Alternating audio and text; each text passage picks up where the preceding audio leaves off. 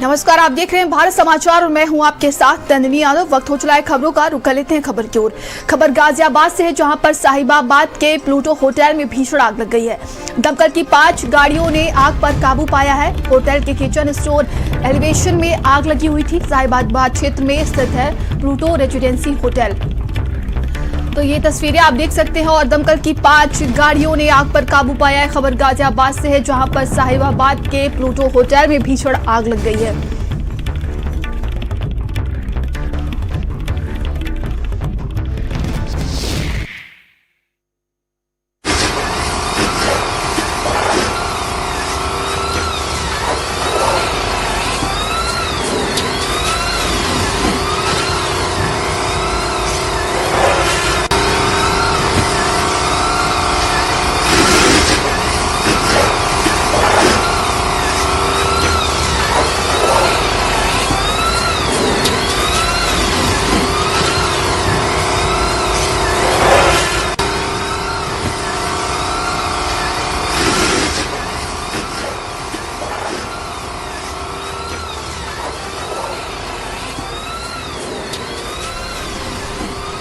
ये तस्वीरें आप देखिए और खबर गाजियाबाद से है, जहां पर प्लूटो रेजिडेंसी होटल में ये भीषण आग लगी हुई है। बताया जा रहा है कि दमकल की 5 गाड़ियों ने मौके पर पहुंचकर आग बुझाने का काम किया है। तस्वीरों में आप देख सकते हैं किस कदर किचन स्टोर और एलिवेशन जलकर खाक हो गया है। बताया जा रहा है कि भीषण आग लगी, जिससे आसपास के लोगों में हड़कंप मच गया है।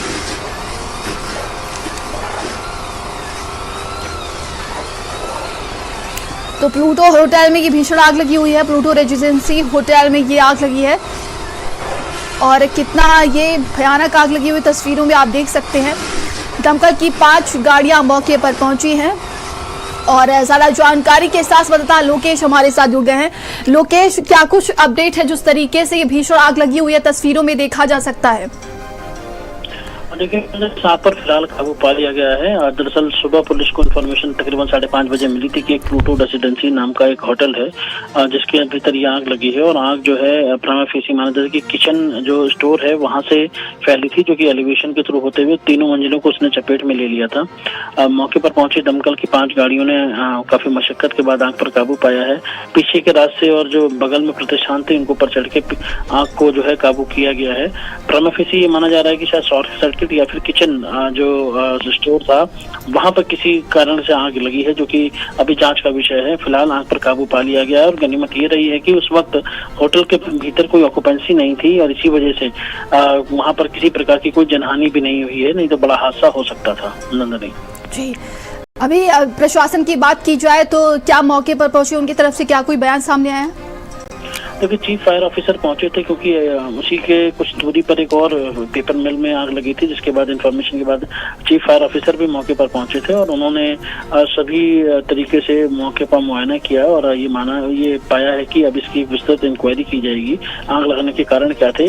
गनीमत ये इसी बात की थी कि आग वहां पर भीतर होटल के भीतर कोई रूम में लोग मौजूद नहीं थे। जैसे ही आग लगी सभी लोग बाहर निकल करके बाहर आ गए थे और इसी वजह से कोई जनहानि नहीं हुई है। हालांकि आग किन कारणों से लगी है ये अभी तक सर्टेन कर पाना मुश्किल है। फिलहाल इसकी जांच और पड़ताल जो है वो फायर डिपार्टमेंट की तरफ से की जा रही है। जी लोकेश, आसपास के बिल्डिंगों को भी नुकसान हुआ है क्या, इसको लेकर कोई जानकारी?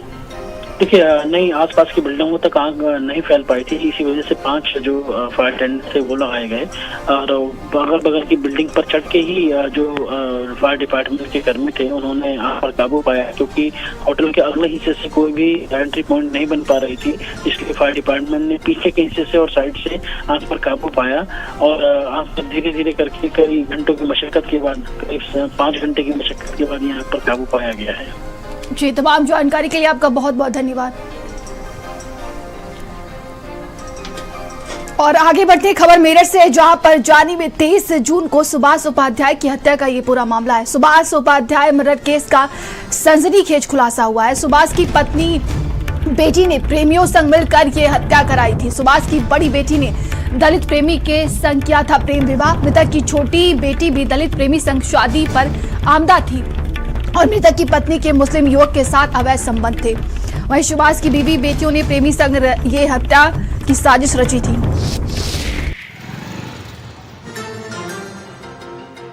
जानी खुर्द गांव के निवासी सुभाष नामक व्यक्ति दिनांक 23 जून को जब अपने खेत से पानी लगा के वापस अपने गांव साइकिल से लौट रहे थे, अज्ञात बदमाश द्वारा उन्हें गोली मार दी गई थी। रास्ते में जनपद मेरठ पुलिस की स्वाट रूरल टीम, सर्विलांस टीम और जानी पुलिस ने इस घटना का सफल अनावरण करते हुए इस घटना में संलिप्त कुल 5 लोगों को गिरफ्तार किया है, जिसमें मृतक सुभाष की पत्नी कविता, उसकी बेटी सोनम, सोनम का एक दोस्त विपिन और विपिन का एक दोस्त शिवम उर्फ अजगर और एक व्यक्ति गुलजार, इन 5 को गिरफ्तार किया गया है।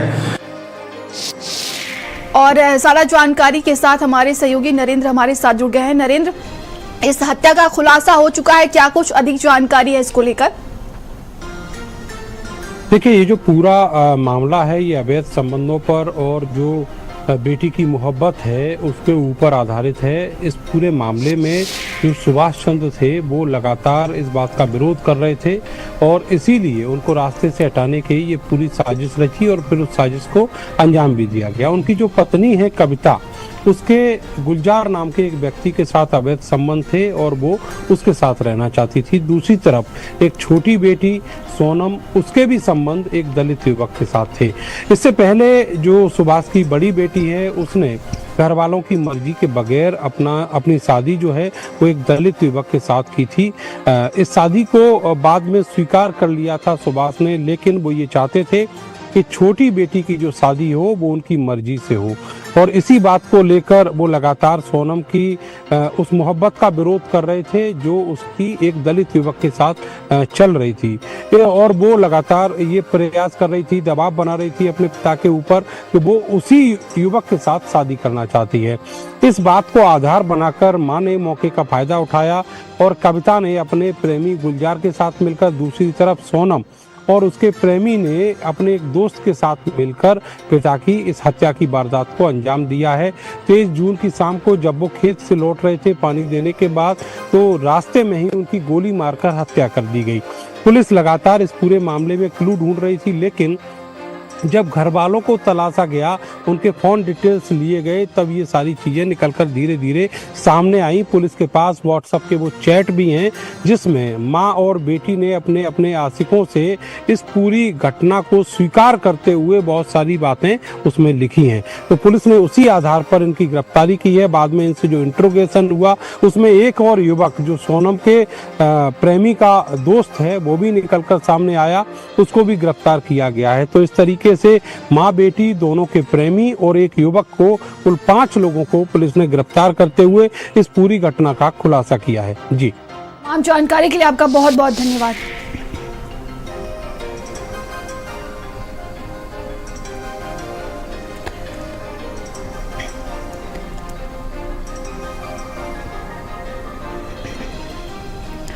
खबर मेरठ से, जहां पर कांवड़ यात्रा को लेकर अब तक की सबसे बड़ी बैठक की गई है। कांवड़ यात्रा को लेकर इंटरेस्ट बैठक होगी कल। यूपी के डीजीपी प्रमुख सचिव बैठक में शामिल होंगे। यूपी, हरियाणा, दिल्ली, उत्तराखंड के अफसर भी पहुंचेंगे। यूपी के मेरठ, बरेली, आगरा जोन के अफसर भी आएंगे। वेस्ट यूपी के कई जिलों के एटीएम भी इस बैठक में रहेंगे। मेरठ के कमिश्नरी सभागार में आयोजित होगी ये बैठक। तो यूपी, हरियाणा, दिल्ली, उत्तराखंड के अफसर भी पहुंचेंगे। आपको बता दें कि ये बैठक कांवड़ यात्रा को लेकर की जाएगी और अब तक ये सबसे बड़ी बैठक मानी जाएगी, क्योंकि कांवड़ यात्रा को लेकर ये बड़ी बैठक होने वाली है कल।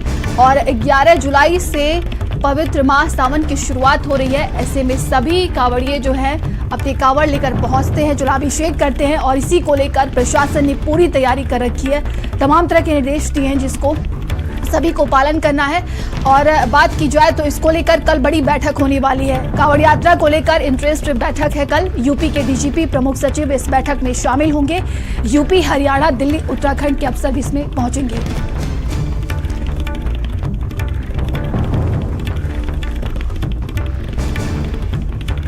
और सारा जानकारी के साथ सहयोगी नरेंद्र हमारे साथ जुड़ गए। नरेंद्र, कल बड़ी बैठक होने वाली है कांवड़ यात्रा को लेकर। बिल्कुल, एक बड़ी बैठक जो हाई प्रोफाइल बैठक होगी और इसमें 4 राज्यों के जो अधिकारी है वो शामिल होंगे। लेकिन मैं आपको बता दूं कि उत्तर प्रदेश इस कांवड़ यात्रा का सबसे बड़ा आयोजक है, तो इसलिए यहाँ के जो चीफ सेक्रेटरी हैं उनके अलावा जो डीजीपी हैं उत्तर प्रदेश पुलिस के, वो भी इस बैठक में पहुंचेंगे और वो इस बैठक में बाकी राज्यों से जो आने वाले अफसर हैं उनके साथ मंत्रणा करेंगे, जिनमें उत्तराखंड के अफसर होंगे, हरियाणा और दिल्ली के भी अफसर होंगे। इसके अलावा पश्चिमी उत्तर प्रदेश की अगर बात करें तो मेरठ, आगरा और बरेली जोन के जितने भी पुलिस और प्रशासन के अफसर हैं वो भी इस बैठक में शामिल रहेंगे। कुल मिलाकर इस पूरे मामले में जो एक बड़ा आयोजन माना जाता है कांवड़ यात्रा का पश्चिमी उत्तर प्रदेश में, और हरिद्वार से निकलकर ऋषिकेश, गंगोत्री से निकलकर ये यात्रा अलग अलग राज्यों में जाती है। 5 से 7 करोड़ कांवड़िया है जो अनुमानित है और वो इस यात्रा में शामिल होगा। उसको लेकर किस तरह डायवर्जन होने हैं, कहाँ पर क्या व्यवस्थाएं होनी है, उसकी चौकसी कैसे होनी है और कहाँ कहाँ सीसीटीवी कैमरे से कहाँ कहाँ कंट्रोल रूम बनेंगे, इन सब चीज़ों को लेकर एक जो समीक्षा बैठक है अभी तक की तैयारियों पर आधारित, तो वो बैठक जो है कल होगी। कल करीब 11 बजे यहाँ पर उत्तर प्रदेश के डीजीपी और चीफ सेक्रेटरी यहाँ पहुँचेंगे कमिश्नरी सभागार में और इस बैठक का आयोजन होगा।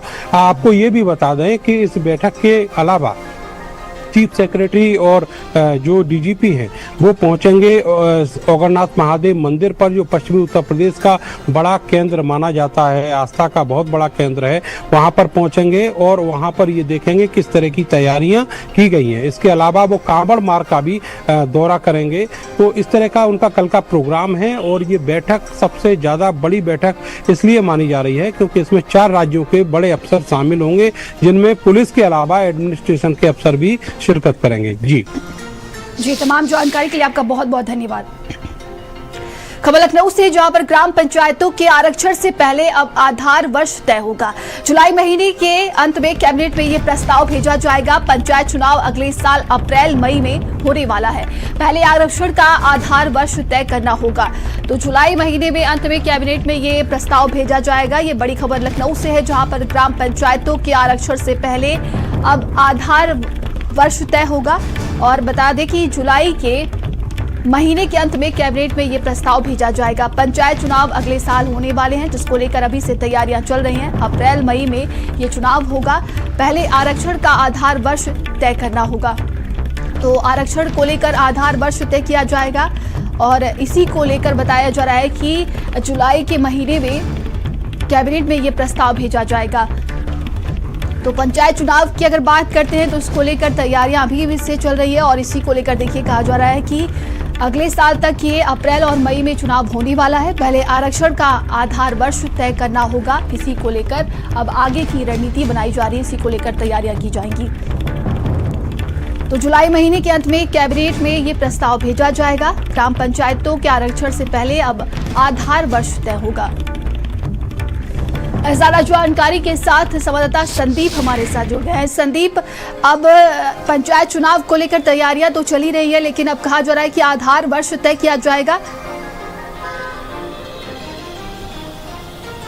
देखिए नंदिनी, बिल्कुल ठीक कहा आपने। उत्तर प्रदेश में त्रिस्तरीय देखिए पंचायत चुनाव होने हैं। इसको लेकर राजनीतिक पार्टियां भी अपनी तैयारियां तेज कर रही हैं, निर्वाचन आयोग भी अपनी तैयारियों को कर रहा है। लेकिन अब देखिए इसमें ये देखा जा रहा है कि ग्राम पंचायतों के आरक्षण के पहले देखिए जो आधार वर्ष है उसको तय करना होगा। यानी ये देखा जा सकता है कि देखिए आने वाले समय में ग्राम पंचायत हो, क्षेत्र पंचायत हो, जिला पंचायत हो, ये किस वर्ग के लिए आरक्षित होगा ये जानने का देखिए सभी को उत्सुकता है। अब देखिए ये देखा जा रहा है कि जो 2021 में देखिए जो पंचायत चुनाव हुआ था वो 2015 की तर्ज पर हुआ था। यानी जो व्यक्ति जो जिला पंचायत यानी किसी भी पद का जो व्यक्ति है, अगर उसने उस समय पे चुनाव लड़ा है तो जो अगली बार का जो आधार वर्ष तय होगा वो उसमें चुनाव को जो है वो नहीं लड़ सकेगा। यानी ये माना जा रहा है कि 2026 में अगर आधार वर्ष जो है 2026 को माना जाता है तो किसी भी पुराने चेहरों को देखिए जो है वो मौका नहीं मिलेगा। तो आने वाले समय में कहीं ना कहीं से देखिए ये देखा जा सकता है कि पंचायत चुनाव में कुछ नए चेहरे जो हैं वो सामने आएंगे, क्योंकि 2026 के देखिए पंचायत चुनाव के लिए आधार वर्ष 2021 चुनाव का अगर माना जाता है या फिर 2015 का चुनाव या उससे पहले का कोई वर्ष, इसका जो देखिए निर्धारण है वो अभी होना शेष है। हालांकि आरक्षण की जो प्रक्रिया है वो पूरी होगी, लेकिन हाँ, अगर 2011 की जनगणना के मुताबिक जो है वो SC ST के आरक्षण का प्रतिशत तय किया जा रहा है, तो ये माना जा रहा है कि देखिए आधार वर्ष जो है वो 2015 या 2021 के बीच में ही होगा। आरक्षण को तय करने की देखिए प्रक्रिया क्या है, उसमें यह है कि किसी ब्लॉक में अनुसूचित जाति के लिए अगर ग्राम प्रधान के देखिए पद जो है वो आरक्षित किए जाने हैं, तो अनुसूचित जनजाति की आबादी के प्रतिशत के आधार पर जो है उस ब्लॉक के ग्रामों की अवरोही यानी ज्यादा से कम जो आबादी है उसको क्रम में रखा जाएगा। पद का आवंटन उन ग्राम पंचायतों में कर दिया जाएगा जो आधार वर्ष में अनुसूचित जाति के लिए आरक्षित नहीं रह रही होगी। यानी एक देखिए जो पूरी प्रक्रिया है उसको इसमें जो है वो निभाया जाएगा, क्योंकि 2021 में देखिए जो त्रिस्तरीय पंचायत चुनाव हुआ था वो जो है 2015 उसमें आधार वर्ष तय किया गया था। तो ये अभी सबसे ज़्यादा ज़रूरी है कि जो आधार वर्ष है वो क्या तय किया जाएगा। अगर 2021 तय किया जाएगा तो 2026 में 2021 वाले जो ग्राम पंचायत थे, क्षेत्र थे, जिला के लोग थे, वो दोबारा चुनाव नहीं लड़ पाएंगे, यानी नए चेहरे जो हैं वो सामने आएंगे। अब इसको लेकर देखिए लोग कितना तैयार हैं। आरक्षण का रोटेशन देखिए, मैं अगर आपको बता दूं तो अनुसूचित जनजातियों की स्त्रियां, अनुसूचित जनजातियों की स्त्रियां, तो एक बड़ा जो है मुझे लगता है कि ये रोटेशन होगा। इसको किस तरीके से ये करेंगे, क्योंकि देखिए प्रदेश में 75 लगभग जो है वो जिला पंचायत है, 826 क्षेत्र पंचायत, तो लगभग जो है 57,691 जो है वो ग्राम पंचायतें हैं। तो सभी को देखिए सिरे से किया जा रहा है, एक रोटेशन प्रक्रिया है, इसमें तमाम जगहों पर भी ये पहुंचा जाता है। तो कैबिनेट में ये प्रस्ताव संदीप, तमाम जानकारी के लिए आपका बहुत बहुत धन्यवाद। और आगे बढ़ते हैं खबर गोंडा से, जहां पर पूर्व मंत्री आनंद सिंह का देर रात निधन हो गया। देर रात तबियत बिगड़ने से निधन हुआ है। मौजूदा विदेश राज्य मंत्री के पिता हैं आनंद सिंह। कीर्तिवर्धन के पिता आनंद सिंह 4 बार सांसद रहे। मनकापुर राजघराने से वो ताल्लुक रखते थे। अखिलेश सरकार में कृषि मंत्री भी रहे थे। तो राजनीति में ये बड़ी क्षति हुई है। आपको बता दें कि 4 दशकों से वो सांसद भी रहे हैं और इसी को लेकर मुख्यमंत्री योगी आदित्यनाथ ने सोशल मीडिया प्लेटफॉर्म X पर पोस्ट किया है।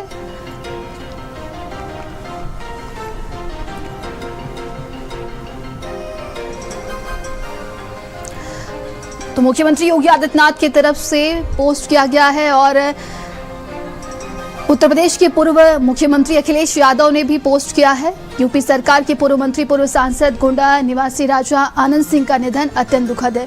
अखिलेश यादव की तरफ से ये पोस्ट किया गया है। और ज्यादा जानकारी के साथ संवाददाता राजेश हमारे साथ जुड़ गए हैं। राजेश, राजनीतिक जगत में बड़ी क्षति हुई है। ये बिल्कुल राजनीतिक जगत में बहुत बड़ी क्षति हुई है, क्योंकि ये गोंडा के सांसद ही नहीं रहे बल्कि इनको यूपी टाइगर का खिताब भी मिला था। सन 1939 में इनका जन्म हुआ था और 87 साल की उम्र में इनका निधन हो गया, क्योंकि ये 5वीं, 7वीं, 8वीं और 9वीं लोकसभा के सांसद रहे। और इसके अलावा अखिलेश की जब सरकार बनी थी 2012 से 2017 के बीच में, ये कृषि मंत्री भी हुआ करते थे। तो इसको लेकर के हालांकि इनके जो बेटे हैं वो मौजूदा सांसद हैं गोंडा के और इस समय विदेश राज्य मंत्री भी है। तो इनका यह निधन जो है उसको लेकर के, चूंकि गौरा इलाके में और मनकापुर इलाके में, मनकापुर राजघराना इनका पूरा परिवार था और वहाँ के राजा थे, उसको लेकर के जो क्षेत्रीय लोग थे उनकी बड़ी आस्था इनमें थी।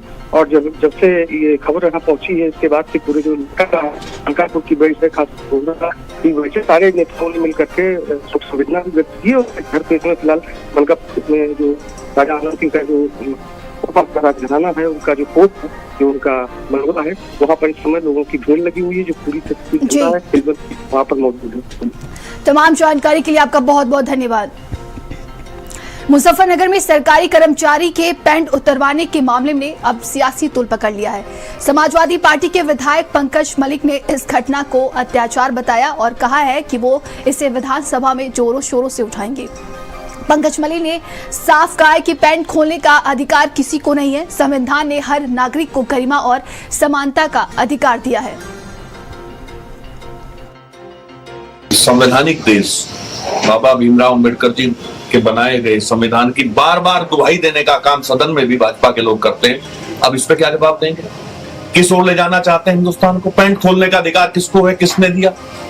सरकार को इस पे संज्ञान लेना चाहिए। हम लोग, हमारा दल, हम लोग सदन में भी इसको उठाने का काम करेंगे। ये तो एक तरीके से आप देख लीजिएगा कि अत्याचार करने का काम किया जा रहा है। मैं फिर दोहरा रहा हूं, क्योंकि हो सकता है मेरी बातों को भी एडिट करके चलाया जाए। मैं फिर दोहरा रहा हूं, जब कोई व्यक्ति, कोई दुकानदार दुकान खोलने के लिए आवेदन करता है नगर पालिका में या संबंधित कार्यालयों में, तो उसमें सारी पहचान बताता होगा, आधार कार्ड भी लगता होगा। फिर कहां से पहचान की आवश्यकता है? और सरकार इसमें जो निर्णय ले सकती है ले। सरकार ने जो फैसला लिया है, अब तक उसका किसी ने विरोध तो किया नहीं। खबर मिर्जापुर से, जहां पर 16 लाख घन मीटर MM11 दुरुपयोग का ये पूरा मामला। शासन में बैठे अफसर शैलेंद्र पटेल की ढाल बने। सोनभद्र MO शैलेंद्र पटेल को बचा रहे अधिकारी। शैलेंद्र पटेल पर एक्शन तो फंसेंगे कई बड़े नाम। पूर्वांचल के एक विधायक भी शैलेंद्र के मददगार है। विशेष सचिव खनन की जांच में शैलेंद्र पटेल दोषी है। नेताओं अफसरों के गठजोड़ ने शैलेंद्र को बचा रखा है। शैलेंद्र पटेल के काले कारनामे पर पर्दा डाला गया है। शैलेंद्र के 2 दर्जन रिश्तेदार खनन विभाग में तैनात है। हर एक तैनाती के पीछे शैलेंद्र पटेल का अहम रोल है।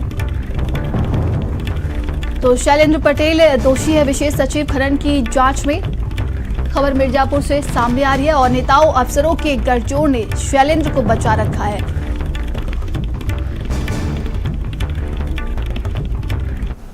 और अब खबर गाजियाबाद से, जहां पर लोनी पुलिस की गौ तस्करों से मुठभेड़ हो गई है। मुरसलीन दिलशाद के पैर में गोली लगने से वो घायल हो गया। दोनों के खिलाफ कई मुकदमे दर्ज हैं। गौकशी के उपकरण, चोरी की बाइक भी बरामद कर ली गई है। लोनी के गढ़ी सबलू इलाके में ये मुठभेड़ हुई है।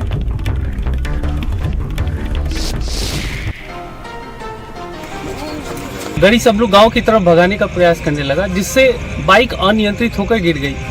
पुलिस को अपनी तरफ आता देखकर इन्होंने जान से मारने की नियत से पुलिस पर फायरिंग कर दी, जिसमें आत्मरक्षार्थ पुलिस द्वारा जवाबी फायरिंग की गई, जिससे इन दोनों अभियुक्तगणों के पैरों में गोली लगी है। इन्हें उपचार हेतु अस्पताल भेजा गया है। हिरासत में लेकर पूछताछ करने पर इन्होंने अपना नाम मुरसलीन निवासी लोनी एवं दिलसाद निवासी अशोक विहार लोनी बताया। खबर सहारनपुर से, जहां पर पुलिस और बदमाशों के साथ उनके बीच में मुठभेड़ हो गई है। 1 लाख के इनामी बदमाश के साथ मुठभेड़ हुई है। पोलकी टोल प्लाजा के पास पुलिस कर रही थी वाहन चेकिंग। पुलिस की जवाबी फायरिंग में बदमाश के पैर में गोली लगी है। इनामी बदमाश अरमान राजस्थान का रहने वाला है और 2 अन्य साथी बदमाश अंधेरे का फायदा उठाकर मौके से फरार हो गए। खबरों का सिलसिला लगातार जारी है। रुकते एक छोटे से ब्रेक के लिए, बने रहिए भारत समाचार के साथ। आप देख रहे हैं भारत का सर्वश्रेष्ठ न्यूज चैनल भारत समाचार।